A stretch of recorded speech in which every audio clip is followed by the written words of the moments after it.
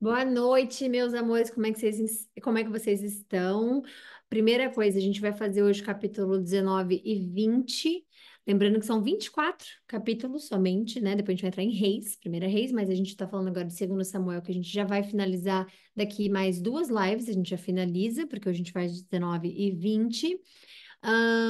Então, uma breve introdução, né, do que a gente vai mais ou menos fazer hoje. O retorno de Davi a Jerusalém, a gente vai ler, a gente vai ver o conflito, né, de Judá e Israel. A gente vai ver o perdão de Davi, a gente vai ver muitas coisas que agora tá. É como se fosse assim: a gente vai. É um período pós-rebelião de Absalão e não é tão pós assim, porque ainda há consequências na qual Davi tá tentando limpar ali, tá tentando arrumar e com as pessoas corretas ao lado dele, tentando, né? Então, a gente está nessa parte agora que acaba de Absalão morrer, tudo mais, e essa rebelião foi instalada. Então, tem muitas pessoas que estão contra Davi ainda, né? Mas é o capítulo, esse capítulo de hoje é o nível é o nível, é o capítulo no qual Davi está tentando restabelecer, né, o reinado dele, tá bom? Então vamos lá. Peraí. Taranã. Calma, calma. Vamos lá. Fazendo nossa oração. Senhor, obrigada por esse momento, que alegria, porque é sexta-feira e isso significa que mais uma semana da nossa leitura passou, que o Senhor nos abençoou, lendo todos os dias de segunda a sexta, Pai, a sua palavra. Obrigada porque o Senhor nos deu saúde para chegarmos aqui, o Senhor nos deu paz, o Senhor nos deu entendimento, o Senhor nos deu vitória, porque todos os dias, independente se há algum assunto ainda pendente na nossa vida, na nossa história, alguma coisa que esteja pendente, não importa. Todos os dias passamos por uma batalha, né? E nós chegamos vitoriosos até hoje. Então a gente tem que agradecer ao Senhor pela vitória de todas elas, porque independente do que tenha sido, se agora ou só nessa semana, ou se 5 anos atrás, 10 anos atrás, todas as batalhas colocadas na nossa frente, Pai, não teve uma na qual, junto contigo, nós perdemos, não existe isso. Então a gente agradece, por mais que às vezes não entendamos o resultado da batalha, sabemos que o Senhor é sempre vitorioso e sempre os resultados ocorrerão para o bem daqueles que te amam de todo o coração. E de acordo com seus propósitos, obviamente. Então, obrigada por esse dia de hoje, por essa bênção de mais uma semana estarmos aqui unidos. Obrigada porque o Senhor é a nossa luz, o Senhor é tudo que precisamos depender. A gente precisa entender sempre, Pai, que todos os dias nós estamos renovando a nossa fé. Então, às vezes a gente vai se sentir um pouco mais para baixo, um pouco mais animado, um pouco mais neutro, mas nós sabemos que o nosso relacionamento contigo só cresce, só melhora quando encontramos com a sua palavra, quando temos esse momento de alimentar o nosso espírito. Então, essa comunhão de hoje, ela é entregue a ti, consagrada a ti, a gente agradece por esse banquete maravilhoso, a gente agradece por todos nós aqui, todos que estão assistindo essa live. E a gente só te agradece por nos escolher, Jesus. Obrigada, obrigada, obrigada. Que o Senhor possa nos capacitar para entender a Sua palavra e passar à frente ao nosso próximo. Que o Senhor possa nos capacitar nosso coração e nossa mente para que eles estejam juntos, Senhor, alinhados, para que possamos aprender a melhorarmos como seres humanos, a crescermos no Teu nome, a aprendermos a Sua palavra e sermos lapidados, deixando para trás tudo aquilo que pesa a nossa vida, tudo aquilo que a gente acha que sabemos de nós mesmos, tudo aquilo que nós achamos que é a nossa última versão e que nunca é, porque o Senhor está constantemente trabalhando em nossa vida.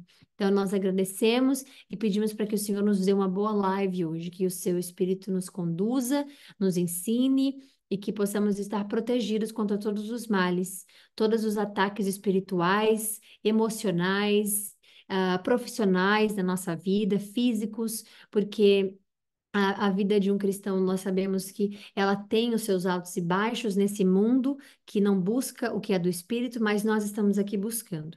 Então, que possamos ter uma boa live para a honra e glória do seu nome, protegidos de todos os males, e que o Senhor nos dê uma bênção de live hoje, como sempre é. Em nome de Jesus Cristo, obrigada. Amém. Vamos lá. Então, como eu expliquei, falei um pouquinho do mapa, o mapa está aqui. A gente vai fazer a leitura enquanto estivermos lendo, né? Esse mapa aqui, ele tá focado mais do capítulo do 15 a 19, que é a rebelião de Absalão, tá bom? Então, só para vocês perguntarem, se vocês estiverem perguntando, mas para onde é que isso aqui tem a ver com o capítulo 5, 10, 12? Não, essa aqui é a parte mais da rebelião de Absalão, que é onde nós estamos finalizando basicamente agora, né? Então, para a gente saber o que mais ou menos onde passou, onde foi, onde eles estavam. Apesar dos nomes estarem em inglês, as traduções não são tão diferentes assim. Por exemplo, Absalão a gente vê escrito Absalão desse jeito e o nosso Absalão em português é diferente, mas a gente entende que aqui é Efraim, que aqui é Benjamim, tudo mais, né? Judá, tudo mais. Então, conforme a gente vai lendo, se você tiver curiosidade de entender ou querer saber onde é, mais ou menos, né? E se na leitura eu parar e mostrar lá, então o mapinha tá aí do lado. Então vamos lá. Disseram a Joabe. Então, para que também não tenha muita confusão, tá? Joabe ele é um comandante do exército de Davi, tá? Então, só para a gente tentar separar mais ou menos os nomes assim. Então, Joabe, agora ele é, como é que diz? Ele é comandante do exército. Ele, obviamente, né? A gente sabe que ele é leal a Davi, mas assim, né, ele tem suas coisas, né? Ele tem uma.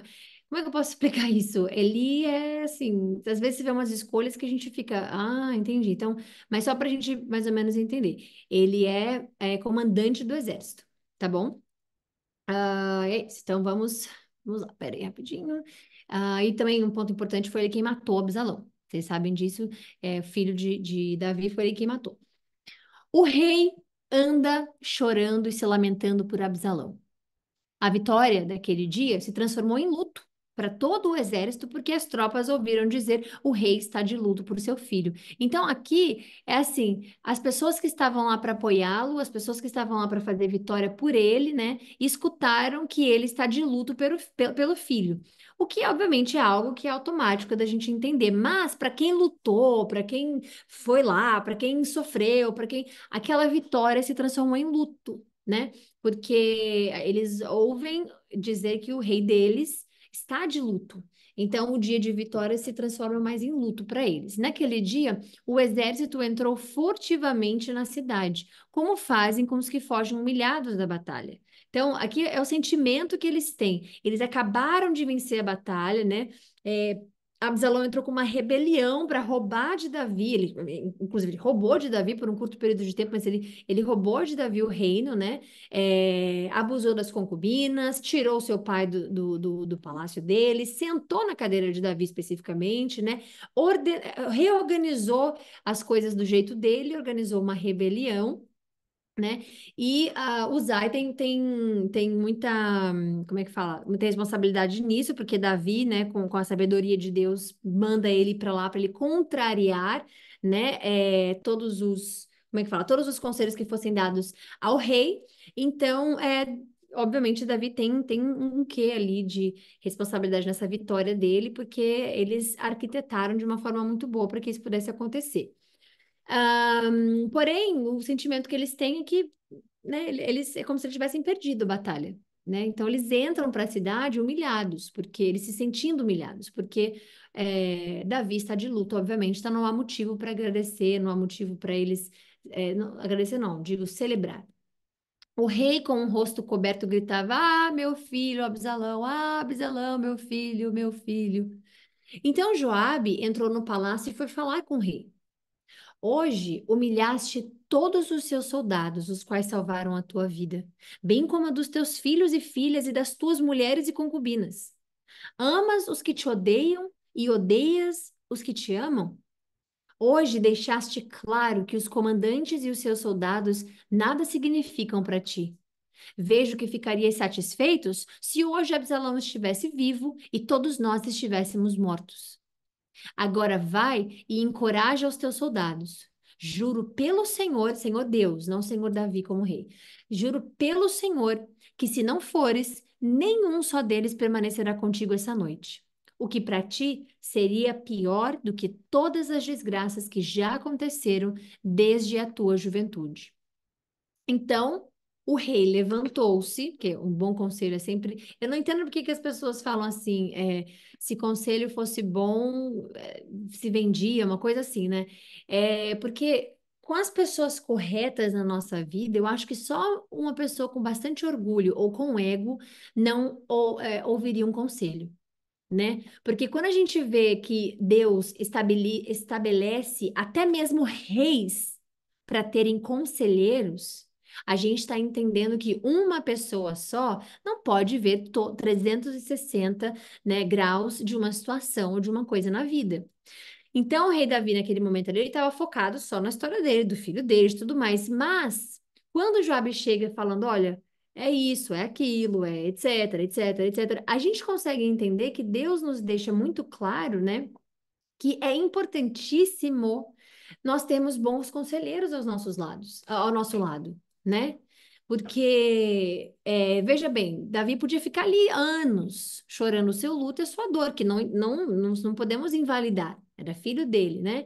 Mas o conselheiro é aquele que diz: olha, levanta e vai para frente, continua a sua vida, porque todo mundo que lutou por você, as suas concubinas que sofreram, sua família que teve que fugir, tudo isso tá, é como se, né? Então, ele foi muito cirúrgico, ele foi muito sábio no olhar de Deus, né? Porque ele chegou até Davi e falou qual era real mesmo para ele, né? Isso era muito importante. Então, tirem da sua cabeça essas coisas de conselho bom, se conselho fosse bom era dado, porque Deus capacita muitas pessoas para aconselharem a gente. Tanto é que existem muitos líderes espirituais, né? Líder evangélico, principalmente de igreja, que eu digo, que tem um momento com o fiel, eu não sei o nome que eles chamam, é tipo assim, um momento que o pastor tem ali com o congregado da igreja. Eu não sei qual que é o nome agora. É tipo assim, um tempo com o pastor, vamos dizer, né? E o pastor vai lá, escuta, obviamente. A gente está falando de um homem ouvindo seus conselhos, um homem escolhido para poder ter esse papel de liderança, né? Não podemos colocar nosso julgamento humano e dizer, ah, não, mas aí pastor daquela igreja vai saber da minha vida, o pastor daquela... A gente não está dizendo isso, até porque a gente pede, a gente é orientado como é que diz? Nós somos orientados pela palavra de Deus a confessar, né, os nossos pecados e tudo mais. Mas uma pessoa que você admira, um líder, né, da sua congregação, ou o seu melhor amigo, seu esposo ou sua esposa, uma pessoa que você confia, que você tem o discernimento de saber que aquela pessoa tem um bom caráter de julgamento, que aquela pessoa é uma pessoa que te apoia, uma pessoa que te suporta, uma pessoa que né, te dá suporte, uma pessoa que te empurra para que você ande para frente, não para trás. Então, é importante a gente ver que se Deus porque Deus que estabeleceu esse sistema, né, econômico de como é que funciona. Um vai ter rei, um vai ser o rei, aí o rei vai ter o que mais? O rei vai ter o quê? Conselheiros. O rei vai ter mais o quê? Vai ter servos. O rei vai ter... Então, Deus que estabeleceu tudo aquilo, né? Então, é importante a gente ver que se reis tinham conselheiros, isso significa que a gente não tem a habilidade 100% de olhar para uma coisa na nossa vida, ou uma causa na nossa vida, e se isolar com um tipo de pensamento, ou que é só assim que faz, ou é só assim, não importa a sua opinião, ou eu é quem sei como é que faz, eu é que... não se pode ser cristão, entender como funciona Deus, o modo operante de Deus e como ele faz toda essa arquitetura, né, do começo ao fim da igreja, da Bíblia, obviamente, e a gente achar que eu sei, eu faço, não. Abra os seus olhos, mas antes disso, ore para Deus, para que pessoas com boas intenções estejam ao seu lado, pessoas que são sábias, que tenham. E normalmente a gente procura pessoas que têm a mesma fé que nós, porque a gente sabe que o temor dela é com Deus. Então, primeiro vem ela, antes dela me dar um conselho, ela vai estar ali sendo observada por Deus, né? Mas normalmente a gente também pode ter amigos e pessoas que não são cristãos, não são salvos em Cristo através da nossa fé, mas, né, através do que a gente acredita, aliás, mas que são pessoas que dão bons conselhos. E como você vai, tá, mas eu não quero só ter amigo cristão, ou eu não vou ter só amigo cristão, ou eu não sei se eu só tenho amigo cristão, porque eu não pergunto a religião de ninguém.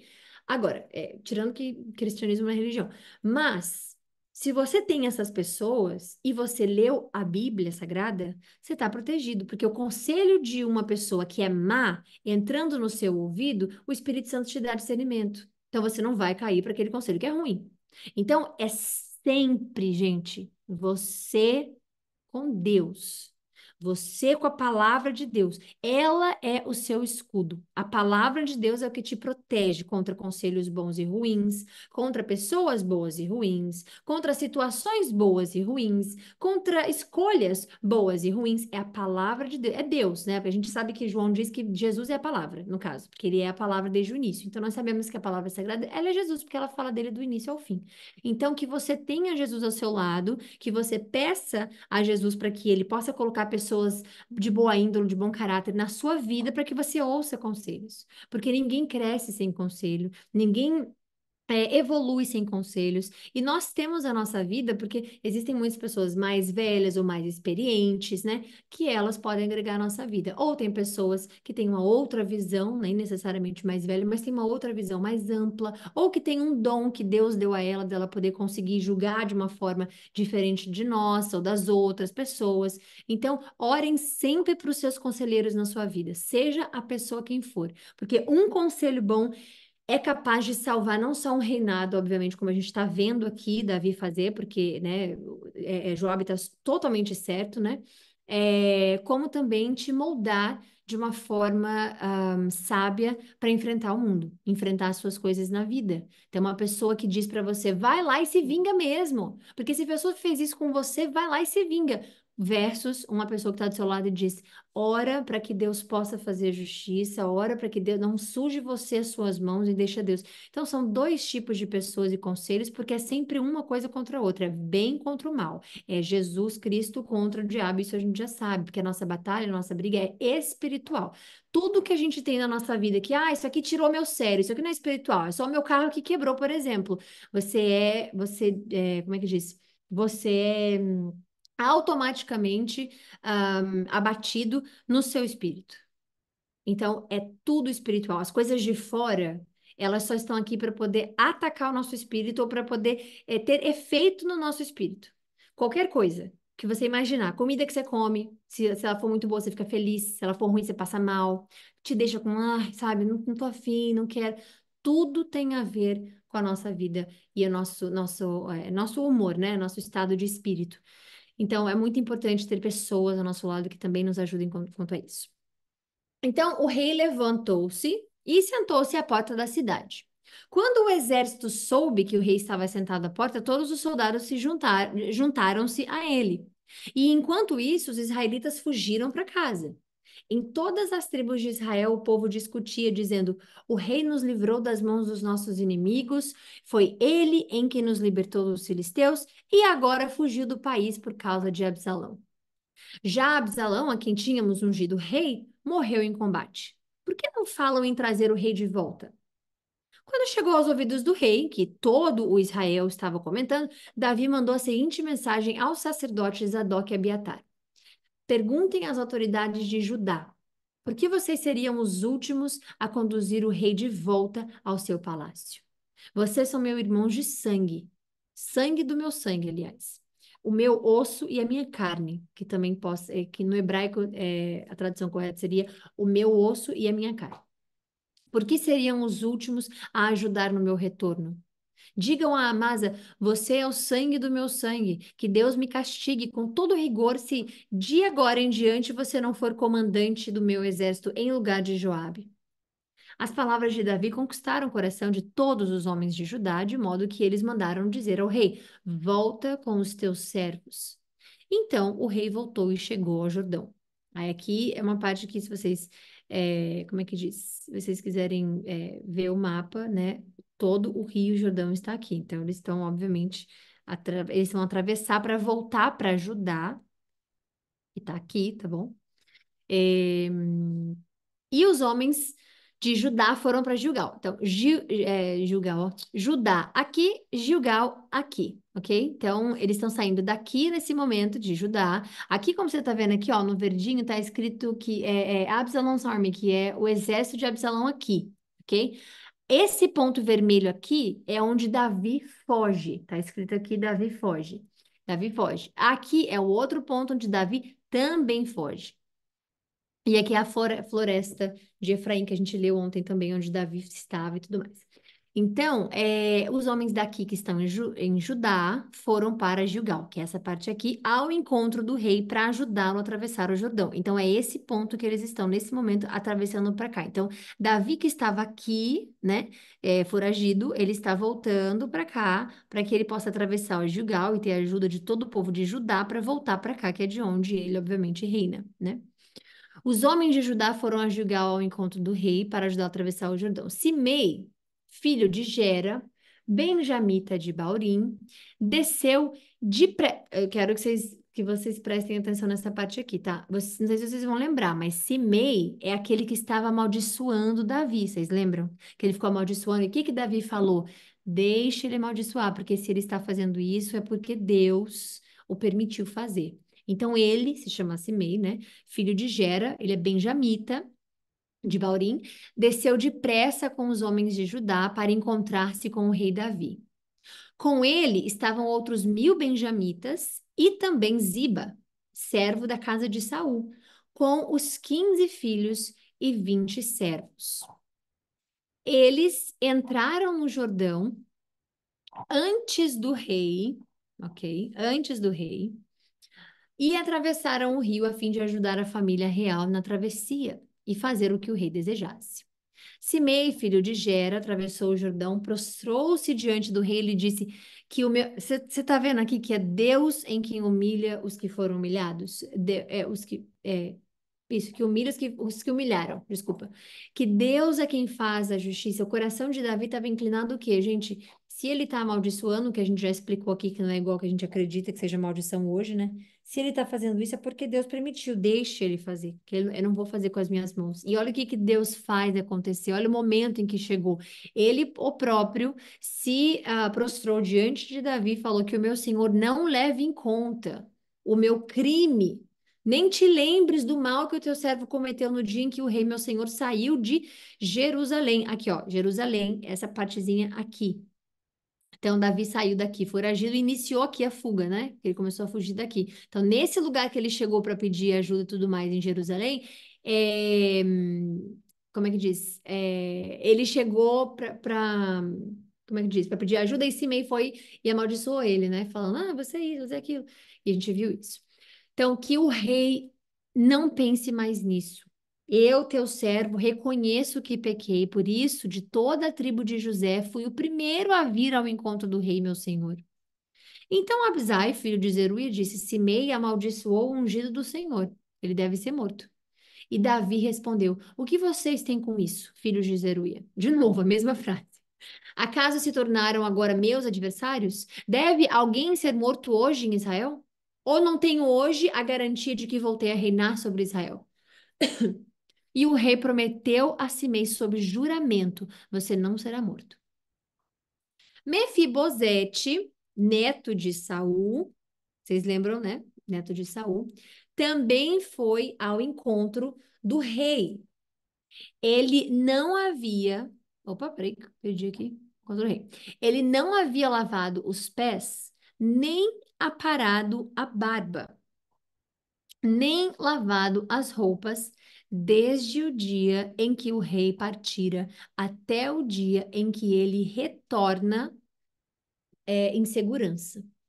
Quando chegou de Jerusalém, se encontrou com o rei e lhe perguntou: Por que você não foi comigo, Mefibosete? E ele respondeu: Ó rei, meu senhor, eu, teu servo, sendo aleijado, mandei selar o meu jumento para montá-lo e acompanhar o rei, mas o meu servo me enganou. Ele falou mal do teu servo, ó rei, meu senhor. Tu és como um anjo de Deus. Faz o que for bom aos teus olhos. Todos os descendentes do meu avô nada mereciam do meu senhor e rei, senão a morte. Entretanto, deste ao teu servo um lugar entre os que comem a tua mesa. Que direito tenho eu, pois, de te pedir qualquer outro favor? Então o rei lhe disse: Você já disse o suficiente. A minha decisão é que você e Ziba dividam a propriedade. Mefibosete, porém, disse ao rei: Deixa que ele fique com tudo. Agora que meu rei, meu senhor, chegou em segurança ao seu lar. Barzilai, de Gileade, também, não sei se vocês lembram, mas Barzilai era um ancião, era o senhorzinho que apoiou Davi, né, durante a rebelião, né? É, e ele a gente já leu sobre ele, ele apoiou Davi. O rei, veja, saiu em Rogelim acompanhando o rei até o Jordão para despedir-se dele. Então, ele apoiou e ajudou Davi, e agora ele tá, né? Ele foi, levou Davi até o Jordão para se despedir e tudo mais. Barzilai, opa, é, era bastante idoso. Ele tinha 80 anos. Foi ele que sustentou o rei durante a sua permanência em Manaim. Manaim tá aqui, ó. Essa é a palavra em português. Mahanaim é aqui. Então, ele é quem sustentou Davi quando Davi ficou aqui. Essa é a floresta e aqui é o pontinho onde Davi ficou. Ele, por ser muito rico, né, esse senhor, ele que ajudou Davi. Ele sustentou Davi, né? Durante a sua permanência em Manaim, pois era muito rico. E o rei disse a Barzilai: Venha comigo para Jerusalém, eu cuidarei de você. Barzilai, porém, respondeu: Quantos anos de vida ainda me restam para que eu vá com o rei e viva com ele em Jerusalém? Já fiz 80 anos. Como eu poderia distinguir entre o que é o bom e o que é o mal? O teu servo mal pode sentir o gosto daquilo que come e bebe, nem consigo apreciar a voz de cantores e cantoras, por conta do ouvido, né, da audição. Eu seria mais um peso para o rei, meu senhor. Porque a caminhada é longa, tá, gente? A gente vê assim no mapa rapidinho, mas assim, imagine que cada aqui é uma cidade. Aqui é São Paulo, aqui é Guarulhos, aqui é tipo isso, né? Ou para quem tá no Rio é Rio, aqui é Niterói, aqui é indo a pé mesmo, é muita coisa. Então, ele tá dizendo para ele que, olha, eu vou ser mais um peso, porque eu vou dar trabalho, eu vou estar com fome, vou estar com sede, eu vou ficar cansada, vou ter que parar para dormir, eu já tô idoso, né? O teu servo acompanhará o rei um pouco mais, atravessando o Jordão, mas não há motivos para uma recompensa dessa. Permite que o teu servo volte para que eu possa morrer na minha própria cidade, perto do túmulo do meu pai e da minha mãe. Aqui, porém, está o meu servo Quimã, que ele vá com o meu senhor, o rei. Faz por ele o que for bom aos teus olhos. E o rei disse: Quimã virá comigo. Farei por ele o que você achar melhor. Tudo o que você desejar de mim, eu farei por você. Então todo o exército atravessou o Jordão e também o rei atravessou. O rei beijou Barzilai e o abençoou, e Barzilai voltou para casa. O rei seguiu para Gilgal e Quimã foi com ele. Todo o exército de Judá e a metade do exército de Israel acompanharam o rei. Logo os homens de Israel chegaram ao rei para reclamar. Porque nossos irmãos, os de Judá, sequestraram o rei e o levaram para o outro lado do Jordão, como também a família dele e todos os seus homens. Todos os homens de Judá responderam aos israelitas: Fizemos isso porque o rei é nosso parente mais próximo. Por que vocês estão tão irritados? Acaso comemos das provisões do rei ou tomamos dele alguma coisa? Então os israelitas disseram aos homens de Judá: Somos 10 com o rei, e muito maior é o nosso direito sobre Davi do que o de vocês. Porque nos desprezam? Nós fomos os primeiros a propor o retorno do rei. Contudo, os homens de Judá responderam ainda mais asperamente do que os israelitas. Então, há um certo conflito ali, né, entre os israelitas e o povo de Judá, que é o que a gente falou no início da live, que teria isso, esse conflito aí. Vamos lá, então, capítulo 19, 20, desculpa. Rebelião de Seba contra Davi, né? Seba é um benjamita, que ele vai iniciar essa nova rebelião quando como nós estamos vendo aqui, né? E a gente vai entender o porquê, obviamente, mas como a gente falou também no início da live, há quem seguia Absalão e suportava no sentido de dar suporte à rebelião que ele iniciou, né? Que tanto vão continuar isso. E há, obviamente, os outros que acolhem Davi e que iniciam, obviamente, o reinado dele de volta, reiniciam, né? Vamos lá. Também estava lá um homem perverso chamado Seba, filho de Bicri, de Benjamim. Ele tocou a trombeta e gritou: Não temos parte alguma com Davi, nenhuma herança com o filho de Jessé, todos de volta para casa, ó Israel. Então todos os homens de Israel abandonaram Davi para seguir Seba, filho de Bicri. Os de Judá, porém, permaneceram com o seu rei e o acompanharam desde o Jordão até Jerusalém. Quando Davi voltou ao palácio em Jerusalém, né? Jerusalém é aqui, tá bom? Vocês estão vendo aqui, ó. Então, Davi voltou para cá. Quando voltou para o palácio em Jerusalém, mandou confinar uma casa sob guarda as 10 concubinas que tinham deixado tomando conta do palácio. Ele as sustentou, mas nunca mais teve relações sexuais com elas. Ficaram confinadas, vivendo como viúvas, até a morte. O rei disse a Amasa: Convoque os homens de Judá e dentro de 3 dias apresente-se aqui com eles. Amasa, porém, levou mais tempo para convocar Judá do que o prazo estabelecido pelo rei. Aqui, só para voltar aqui, que estou sentindo de explicar essa parte. Elas foram, as concubinas, né? Tiveram relações sexuais com o filho dele, né? E isso é pior do que. Não foram, obviamente, não é responsabilidade delas, isso não. Mas o fato é de que elas são impuras, né? Estão impuras, principalmente. Imagina o pai e o filho ter relação com as mesmas mulheres, né? E ele não ia ter mais filhos com ela, nem nada disso, né? Então elas foram lá deixadas nesse lugar sob guarda e tudo mais, para que elas não fugissem, para que elas não se rebelassem, para que elas, né, não fizessem nada de errado e que elas fossem tratadas como de fato tinha que ser por lei, né? Por lei especificamente, por lei, que elas fossem tratadas como é que diz? Que elas fossem tratadas como viúvas, ok? Mas que vocês entendam que aqui está escrito que elas fossem tratadas como viúvas, mas que ele tomou conta delas, né? Então, ele sustentou elas, ele cuidou delas. Elas não são escravas, sofrendo, chorando, morrendo, não é nada disso. Elas são tratadas como viúvas, porque elas são viúvas, ok? Nesse caso, mas ele cuidou delas, deixou elas numa construiu um outro negócio para elas ficarem lá e terem uma vida cuidada, né, pelo rei, obviamente. Agora, Seba, filho de Bicri, será pior para nós do que Absalão. Chame os meus soldados e persiga-o antes que ele encontre alguma cidade fortificada e depois nos arranque os olhos ou escape de nós, né?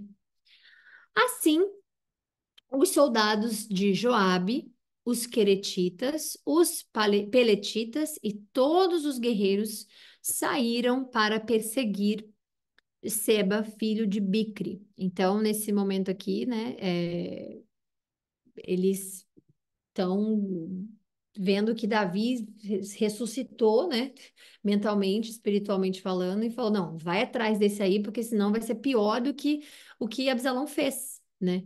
Então ele fala: beleza, então vamos lá, sigam eles para que a gente não perca ele de vista, né? Sigam ele, aliás, para que a gente não perca ele de vista, e vamos lá. Assim, os soldados de Joabe, os peretitas e todos os guerreiros saíram de Jerusalém para seguir Seba, filho de Bicri. Quando estavam junto à grande rocha de Gibeon, Amasa encontrou-se com eles. Joabe vestia o seu traje militar e tinha um cinto com um punhal na bainha.